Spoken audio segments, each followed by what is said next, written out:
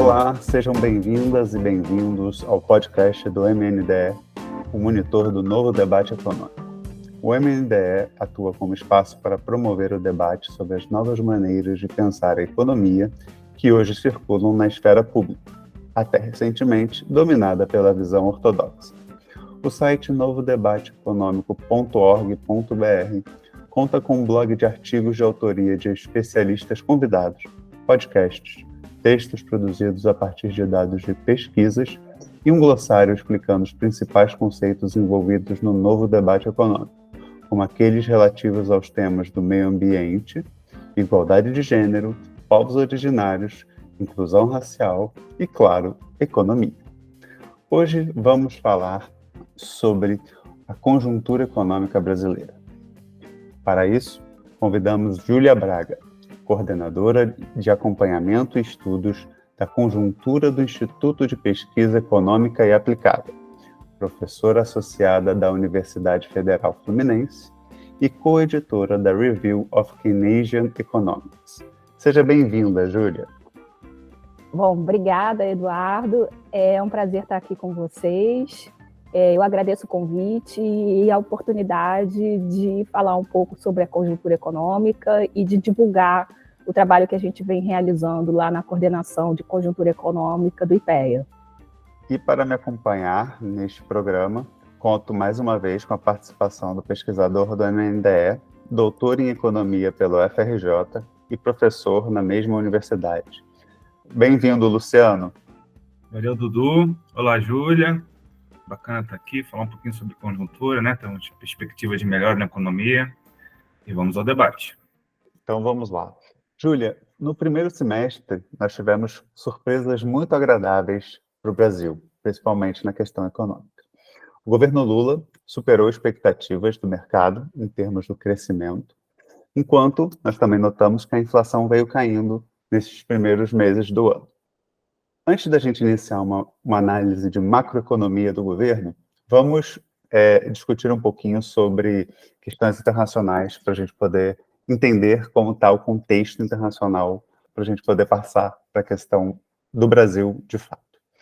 Júlia, pensando nisso, como é que você caracteriza o cenário externo atual e o que você avalia dentro desse cenário externo como fator que beneficiou o nosso país, pensando nesse favorecimento do desempenho econômico brasileiro nesses últimos meses? E não é só de coisas boas que vêm no cenário, você projeta algum desafio para os próximos meses? Bom, Eduardo, eu acho que essa é uma ótima pergunta, porque eu acredito que o cenário atual venha também desafiando as projeções econômicas feitas pelos economistas ao redor do mundo. E isso acontece um pouco, na minha visão, porque eu acho que os economistas dão muito peso ao impacto da política monetária e acabam deixando de lado um pouco nas suas análises o impacto da política fiscal na economia em geral, né? Então, em primeiro lugar, um fator importante é que as economias avançadas vêm tendo um desempenho melhor que o esperado. E isso, na minha visão, especialmente para a economia americana, está associado ao fato que, atualmente, a economia americana está sob a influência de uma política fiscal mais expansionista que, usualmente, historicamente, a economia americana vinha fazendo nas últimas décadas, mudou um pouco a percepção do governo americano em relação à importância da política fiscal. A gente lembra do plano Biden, né, o plano de investimentos em infraestrutura. Então, esse elemento, eu acho que é um elemento importante em termos estruturais para a gente levar em conta em relação à economia americana, que é a maior economia do mundo, né? Então, é claro que as economias ocidentais passam por um processo de aperto monetário e sentem os efeitos na economia, em especial em alguns setores, como o setor da construção civil, né, o setor imobiliário, que é um setor sensível a juros, à elevação dos juros, mas também existem forças compensatórias do ponto de vista do impacto na demanda agregada que acabam atuando no sentido de dar uma sustentação para essa demanda agregada, que, em especial, eu destaco a força da política fiscal. Então, isso ficou claro nos números das contas nacionais da economia americana, houve aumento dos investimentos públicos e do consumo do governo. E, por outro lado, em termos da economia oriental, o fator importante para levar em consideração é o fato de que a economia chinesa ela teve um ciclo diferente das outras economias, no sentido de ter combatido e se livrado, né, dos efeitos econômicos da pandemia mais tardiamente, né? Então, ano passado, a economia chinesa ainda tinha uma política de restrição de mobilidade, né? A gente lembra que houve até uma questão lá da sociedade, né, de questionar a política de Covid-0, eles tinham medidas extremamente restritivas para combater a pandemia, e esse ano, então, a gente pode caracterizar esse ano como um ano de reabertura econômica em relação às restrições que haviam sido impostas por conta dos casos da Covid. Então, o ano passado, a economia chinesa cresceu só 3%, que é um crescimento para o padrão chinês baixo, né? E esse ano, a economia chinesa, o governo tem uma meta de crescimento de 5%, então bem maior que os 3%, e a gente observa que a economia chinesa provavelmente vai crescer algo perto desse número de 5%, um pouquinho mais, um pouquinho menos, que seja, mesmo assim, é maior do que aquele crescimento de 3%. Então, o que a gente observa no cenário internacional é também essa conjuntura melhor do que se estava esperando anteriormente. Bom, e aí quais são os efeitos desse cenário internacional um pouco mais favorável do que se estava esperando anteriormente? O efeito é, em primeiro lugar, uma demanda pelas commodities brasileiras maior do que se estava esperando. A China é um dos maiores consumidores das commodities brasileiras. Então, o que a gente observa nos dados é que existe um crescimento muito forte do quantum, né, das quantidades exportadas. E esse também é um fator um pouco peculiar, porque, em geral, no imaginário, né, dos economistas, e em especial de alguns economistas, e na verdade tem alguns economistas que até mostram essa correlação, né, a pessoa pensa mais no preço da commodity do que nas quantidades, de fato, né, que são exportadas. E aí a pessoa faz uma correlação assim, se o preço está caindo é porque a gente vai exportar pouco e pronto, né? Não, o que a gente está observando esse ano é que existe uma redução das cotações de commodities, na verdade, de patamares que subiram, né, historicamente agora, nesse período, para níveis muito altos, por um efeito combinado, né, da pandemia com a guerra na Ucrânia. Então, existe uma redução desses preços daquele patamar muito alto. Essa redução ainda não é, no caso do petróleo e da soja, que são os dois principais produtos que o Brasil está exportando esse ano, essa redução ainda mantém, vamos dizer, esse preço maior do que o patamar pré-pandemia. Então, na verdade, é uma redução, mas ainda, em termos relativos, você tem ainda um patamar alto dos preços das commodities. E os números do primeiro semestre de exportações de produtos brasileiros são substanciais. No primeiro trimestre, o Brasil exportou, em termos de volume, né, de óleo bruto de petróleo, teve uma expansão dessa exportação de petróleo de 22%, no acumulado até março, em relação ao mesmo período do ano anterior. No caso da soja, no primeiro trimestre, a gente não teve um aumento significativo, mas a soja está numa dinâmica que ela impactou o PIB pelo lado da oferta no primeiro trimestre e vai impactar pelo lado da demanda no segundo trimestre, porque a gente agora, nos meses do segundo trimestre, é que a gente observa um aumento significativo das exportações de soja. Então, nos 2 primeiros meses do segundo trimestre, a gente o aumento da exportação de soja é de 32% em relação aos mesmos 2 meses do segundo trimestre do ano anterior, e os dados de junho mostram também, desse último mês do segundo trimestre, também mostra que essa exportação se mantém num volume significativo. Então, os números são muito altos, né? No acumulado do ano, até maio, o país vendeu a expansão, né, foi 29% a mais de milhões de toneladas de petróleo bruto e 18% a mais de óleo combustível em relação ao acumulado até maio do ano de 2022.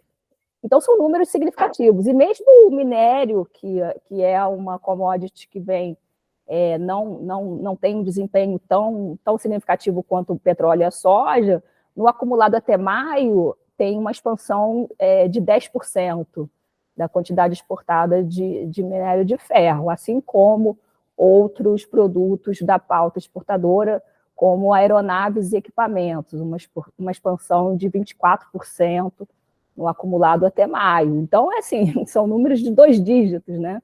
São valores muito significativos em termos de expansão. Tem 2 fatores que a gente analisa, e a gente até fez uma investigação um pouco mais aprofundada num box, que é o fato de que o Brasil, no caso da soja e no caso do petróleo, na última década, na década de 2010, teve uma trajetória de aumento de parcela de mercado, né? O que significa isso? Significa que o Brasil está atendendo a demanda mundial que antes era atendida por um concorrente, no caso do petróleo e da soja. Então, nesse ano de 2023, a gente acredita que vai ter uma continuidade dessa trajetória um pouco mais estrutural de aumento de parcela de mercado, né? No caso da soja, porque o clima realmente nos beneficiou esse ano, e para os nossos concorrentes foi o contrário, né? A Argentina teve um problema climático que acabou afetando a safra, e os Estados Unidos também. Então, acredito que a gente vá, até mesmo esses países, que, né, a Argentina, por exemplo, ela exporta farelo de soja, ela está consumindo o grão brasileiro, ela também já está demandando o grão brasileiro. Então, eu acredito que esse ano a gente vá também ter essa dinâmica de aumento de parcela de mercado no caso da soja, né, por essa situação também conjuntural, né, junto com uma situação mais estrutural que vem, né, de ganho de parcela de mercado. E no caso do petróleo, o fato das economias da OPEP imporem cotas, né, para a produção de petróleo, e o Brasil não está entre esses países da OPEP, também favorece o Brasil a ter essa oportunidade, né, de atender e ganhar parcela de mercado mundial. É um cenário externo bastante favorável, né? Tanto estimulando nossa demanda, uma vez que a quantidade exportada aumenta, a gente ganha parcela de mercado, quanto até no combate à inflação, a gente vai falar um pouco disso mais à frente, né? Que apesar de estar em um patamar elevado, os preços das commodities vem caindo. Mas então, passando para as questões internas aqui. Na carta de conjuntura, vocês destacam 2 forças contraditórias, né? Por um lado, a política fiscal estimulando o crescimento, por outro lado, os juros altos meio que restringindo esse crescimento. Quais desafios esses juros altos impõem para a economia brasileira? Bom, então, assim, é bem observado o seu, né? Porque, assim como, né, os analistas em geral, que eu falei, né, no debate econômico internacional, não dão tanto peso para os reflexos sobre a economia da política fiscal, aqui também no debate econômico interno brasileiro, a gente tem um pouco esse vício, vamos dizer assim, né, de olhar muito mais o impacto da política monetária do que o impacto da política fiscal. E esse ano, essas 2 forças contraditórias, né, estão relacionadas ao fato de que a política monetária seguiu um ciclo de aperto monetário, né, e chegou a esse nível muito alto de taxa de juros de 13,75%, mas, por outro lado, a política fiscal tem sido utilizada como um instrumento que acaba atuando no sentido contracíclico, né? Atuando no sentido compensatório. Então, eu vou primeiro falar da questão da política monetária que você perguntou. Qual é o impacto, então, dessa taxa de juros muito alta? Então, eu acho que é muito importante a gente entender que o impacto da política monetária é complexo, né? E não é um impacto simples de entender, e por muitas vezes contraditório em termos de seus efeitos sobre as várias instâncias da economia. Tá? Eu falo isso porque eu acho que a gente tem que tomar muito cuidado, porque a política monetária ela não tem apenas um canal de atuação, né? E eu vejo muito no debate as pessoas apenas levando em consideração um dos canais de transmissão da política monetária.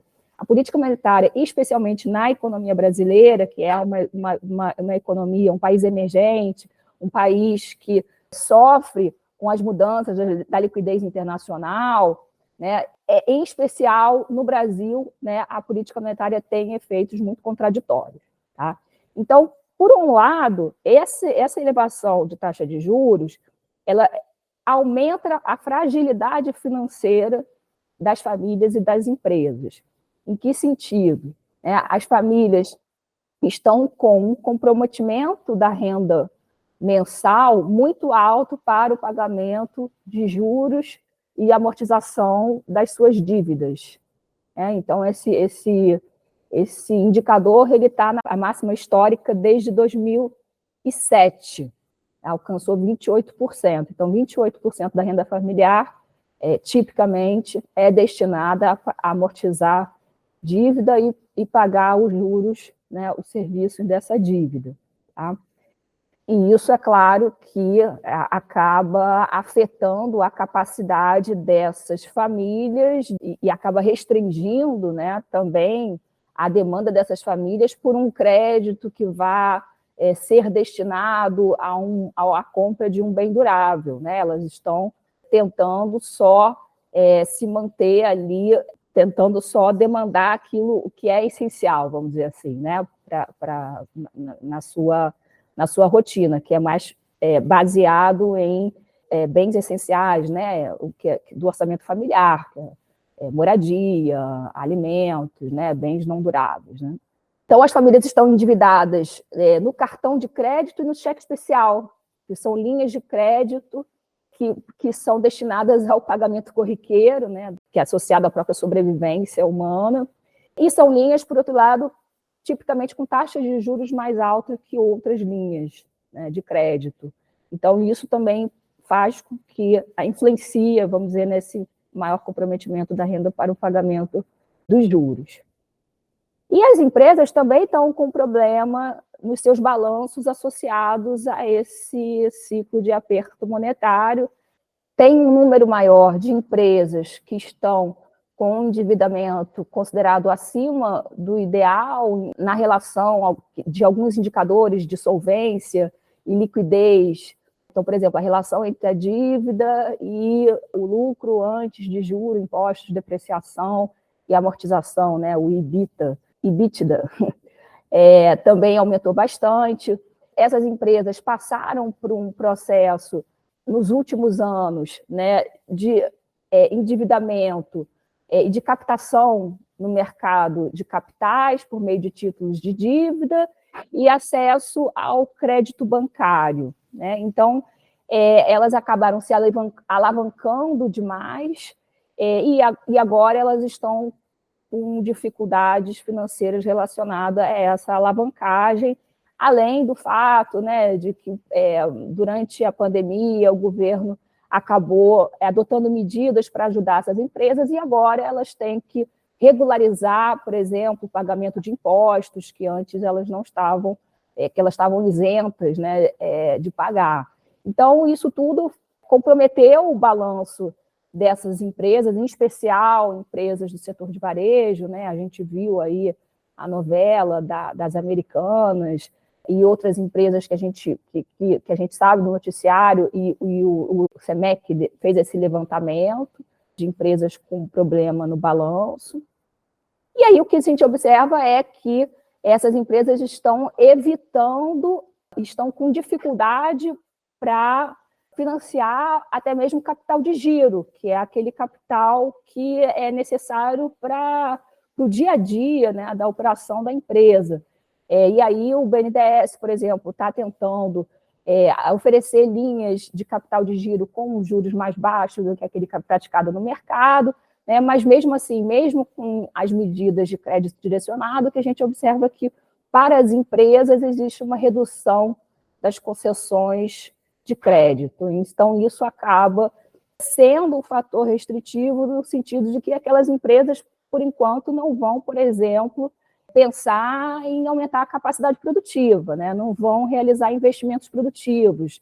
Então, a gente associa isso a uma dinâmica ruim dos investimentos privados, né? Então, a gente percebe que a formação bruta de capital fixo para máquinas e equipamentos, que é tipicamente feita por empresas, ela está estagnada, né? Está crescendo muito, muito pouco e provavelmente só vai mostrar reação lá para o segundo semestre, né? Mas até agora a dinâmica da formação bruta de capital fixo, né, de máquinas e equipamentos é um ponto aí que realmente vai puxar, vamos dizer, para baixo nesse cenário.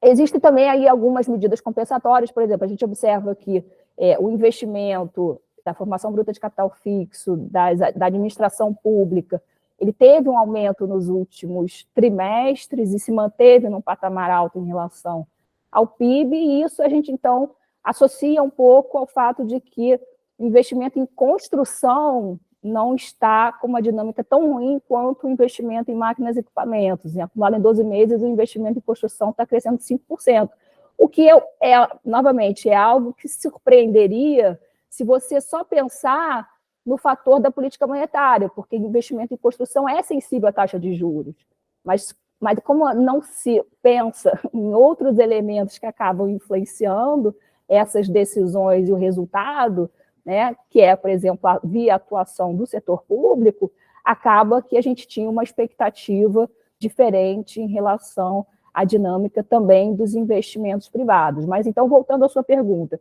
qual o impacto da taxa de juros alta? Então, primeiro, o impacto é a fragilidade financeira de famílias e de empresas.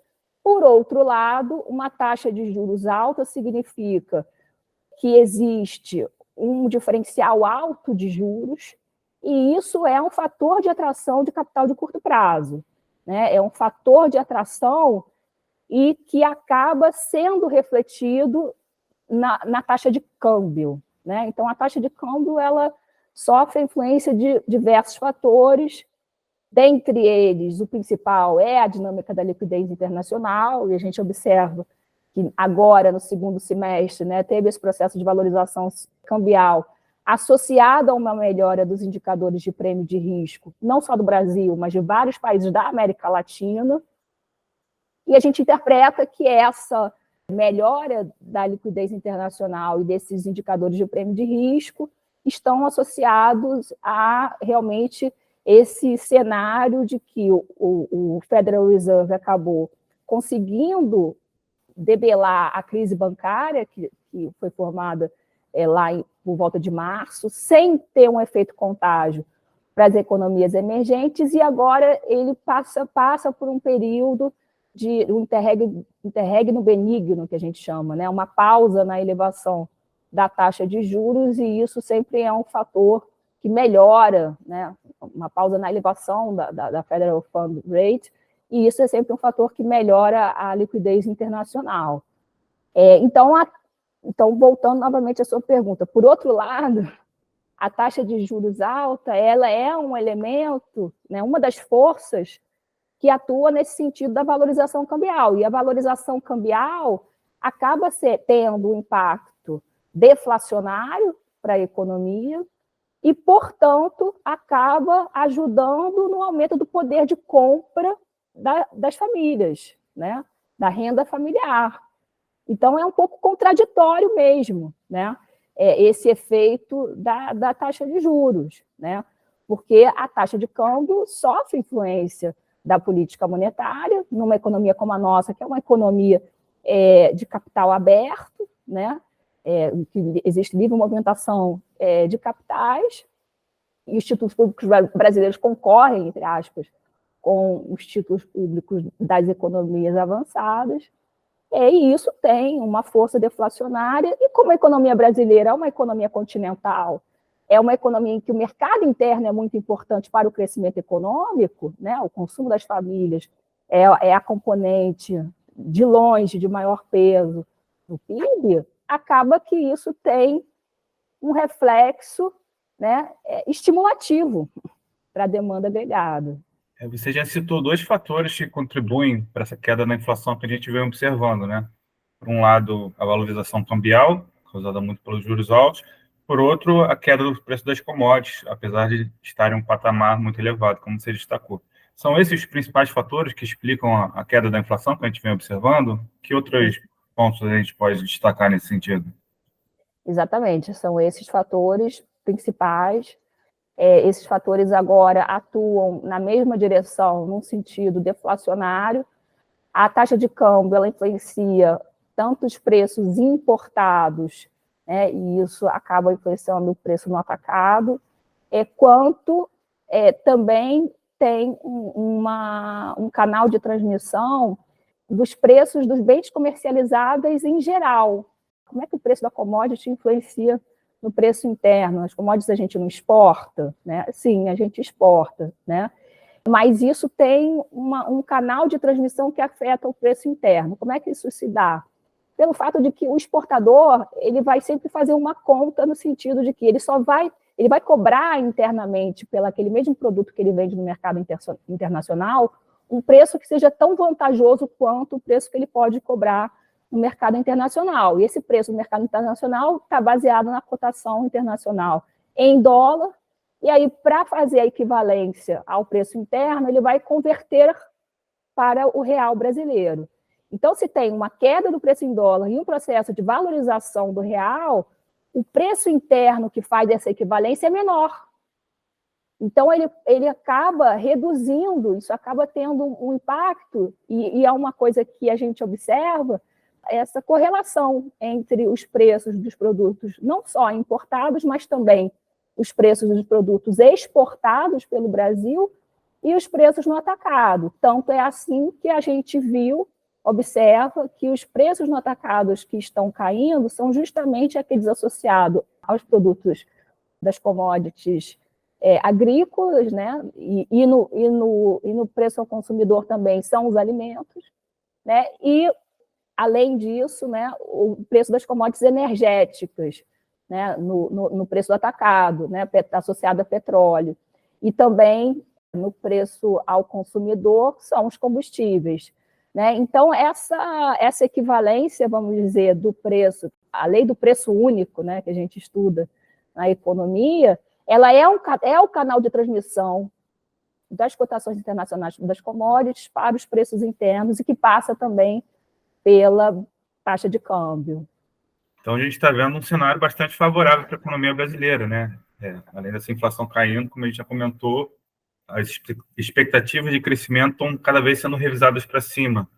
Então, vocês lá no IPEA revisaram a expectativa de crescimento da economia brasileira esse ano de 1,4% para 2,2%, né? Uma mudança expressiva. O que explica essa revisão? E como que a PEC da transição, né, essa folga fiscal dada a partir dessa emenda constitucional, como é que ela influencia nesse processo? Bom, essa revisão, ela foi... muitos economistas falam, a gente está só revisando por causa do PIB agro, né, que vê pelo lado da oferta, né? Porque o PIB agro veio muito forte, então a gente está revisando. Eu rebato um pouco esse argumento falando assim, olha, não adianta se a gente só tivesse uma super safra e que a gente não pudesse escoar esses produtos para o exterior. Então, eu acho que observar o elemento da demanda externa é fundamental, e a gente já falou aqui da questão da demanda externa. E, em segundo lugar, a demanda interna também está surpreendendo favoravelmente, porque existia uma perspectiva de que a demanda externa seria muito baixa por conta dos juros altos, e é o que a gente está observando, e como a gente já explicou aqui, né, a demanda interna também tem um comportamento melhor do que o esperado. Então, a demanda interna está também suscetível ao estímulo fiscal, como eu falei aqui. E por que que o Brasil tem esse instrumento esse ano? Porque foi negociado no Congresso, antes do governo assumir, a chamada PEC da transição. A PEC da transição estabeleceu uma dotação orçamentária de cerca de 2 trilhões de reais. O que isso significa? Significa um aumento, em termos nominais, de cerca de 13% em relação a 2022. Se a gente pensar numa inflação de cerca de 5%, isso significa um aumento, em termos reais, próximos a 8%, o que é um aumento significativo das despesas primárias. Então, essa dotação orçamentária maior, ela permite que o governo atue com vários instrumentos, como ele vem atuando no sentido de estimular a economia. Então, o governo deu subsídio para a indústria automotiva, e isso vai ter um reflexo nos números. A gente já viu que teve o maior número de emplacamentos para os meses de junho, então isso vai ter um reflexo sobre a atividade econômica, né? O governo estuda medidas de desonerar e de renegociar as dívidas das famílias, com o programa Desenrola, que deve entrar em vigor em setembro. O governo deu o aumento do salário mínimo, o que tem um impacto direto, né, sobre a renda familiar através das transferências dos benefícios previdenciários, que estão atrelados ao salário mínimo, e tem um impacto direto sobre aquelas pessoas no mercado de trabalho que recebem o mínimo, e um impacto indireto, porque o salário mínimo tem aquele efeito farol sobre o salário médio, né? O governo deu um aumento no salário dos servidores públicos federais, que estava defasado, isso também vai ter um impacto de sustentar a renda das famílias dos servidores federais. Então, todas essas medidas são medidas de sustentação de renda e medidas de estímulo da atividade produtiva, né? E que só são possíveis por causa da PEC da transição, dessa dotação orçamentária maior que foi negociada. E além dessa questão da PEC da transição, ainda temos o novo arcabouço fiscal que está tramitando e que de certa forma, a grande mídia tem avaliado positivamente o NAF e tem demonstrado apoio a ele. E existe um consenso, ou algo muito próximo a um consenso, que os juros já devem começar a cair ainda este ano, e a gente deve ver algumas mudanças, um novo ciclo de juros caindo nesse ano. Júlia, pensando nisso, né, quais são os principais fatores que fizeram vocês no IPEA projetarem um crescimento de 2% para 2024, já pensando, né, nesse novo contexto que a gente vai ter um NAF e vai ter uma queda de juros? E, pessoalmente, né, a gente queria ouvir de você como você avalia o novo arcabouço fiscal brasileiro. Eu acho essa pergunta muito boa, e eu vou fazer um disclaimer aqui, porque o IPEA é um instituto de pesquisa que agrupa vários pesquisadores que não tem uma visão única. Isso é muito bom, porque é um instituto de pesquisa e é bom que as pessoas divirjam na opinião, né? Seria estranho se todo mundo concordasse. Então, eu não sou a porta-voz do IPEA, né? Eu vou falar aqui a minha opinião como pesquisadora e também refletindo o que a gente colocou na visão geral. O que a gente coloca na visão geral é que o novo arcabouço fiscal ele limita as despesas primárias, pelo menos, né, ainda está sendo negociado, né, no Senado, depois vai voltar para a Câmara dos Deputados, mas, assim, do que a gente tem de informação até o momento, é que o arcabouço trabalhou com um parâmetro de crescimento das despesas públicas acima da inflação de 2,5%. o que, historicamente, para a economia brasileira, é um valor baixo, dado o padrão histórico de crescimento das despesas primárias nas últimas décadas, né? Com exceção lá do período do teto de gasto, que limitou esse crescimento das despesas primárias em termos reais, na prática, a zero, né? Então, fora esse período, historicamente, as despesas primárias cresceram num patamar maior, né, em especial durante o primeiro e o segundo governo Lula, bem maior do que 2,5%, né? Cresceu, de acordo com o período que você pega, perto de 5% a 7% em termos reais, né? Então, o que o arcabouço faz é limitar o instrumento da política fiscal, né? É isso que ele faz. Limitar esse instrumento que a gente está observando nesse ano de 2023 e que está sendo utilizado de atuar de uma forma contracíclica e atuar no sentido de estimular o crescimento econômico, de dar sustentação de renda. Por outro lado, pela regra de reajuste do salário mínimo, no ano que vem está previsto, né, se seguir a regra, algo perto de 3% de crescimento do salário mínimo, que vai ser parecido, mais ou menos, com o crescimento, o reajuste desse ano de 2023. E pode ser que, de fato, os investimentos privados comecem a pegar tração, né? Porque o investimento privado faz isso, ele pega uma atração, ele trabalha com um efeito acelerador, né? Então pode ser que ele comece uma trajetória de crescimento, e isso entre no ano de 2024 já nessa tração positiva, vamos dizer assim, dos investimentos privados. Então, em 2024, o que a gente observa é um mix de política econômica diferente do que vai ter em 2023. 2023 é uma política contracionista monetária e uma política expansionista fiscal. E em 2024 isso vai mudar, vai ser exatamente o oposto, vai ser uma política expansionista em termos monetários, mas, de uma certa forma, né, comparada ao período anterior, contracionista em termos fiscais. E aí a gente vai observar qual vai ser o impacto sobre a economia brasileira, mas levando em consideração esses fatores, né, um atua num sentido, o outro atua no outro, por isso que a gente manteve uma previsão de crescimento de 2% do PIB, mas ainda lembrando que é uma expansão maior, por exemplo, que é considerada pelo mercado, segundo o relatório Fox, que trabalha com algo perto de 1%. Bem, o nosso papo está muito legal e muito interessante, mas chegou a hora de finalizarmos este episódio sobre a conjuntura econômica brasileira.